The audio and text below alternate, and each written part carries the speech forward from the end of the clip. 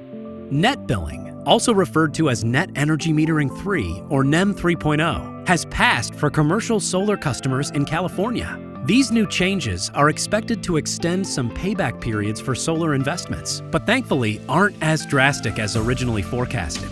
Going forward, the new value paid back to investor-owned utility customers will be about 75% less than the current program, NEM 2.0. This means for every kilowatt hour a new commercial solar system generates, but doesn't use and export to the grid, utilities now pay a discounted rate back to owners. This new program will be called net billing.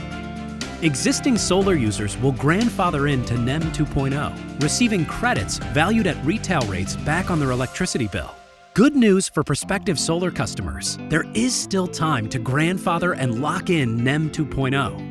Consulting a Renewable Energy commercial solar developer is crucial and time-sensitive. The timeline to qualify is manageable, requiring a final NEM application submitted before April 13, 2023. This means getting a free quote now, deciding if solar is the right fit for your business, then proceeding to submit the Net Energy Metering application. At this point, the utility will review and grant approval, locking in NEM 2.0. Revel's expert team has helped many businesses secure NEM for their potential solar installations.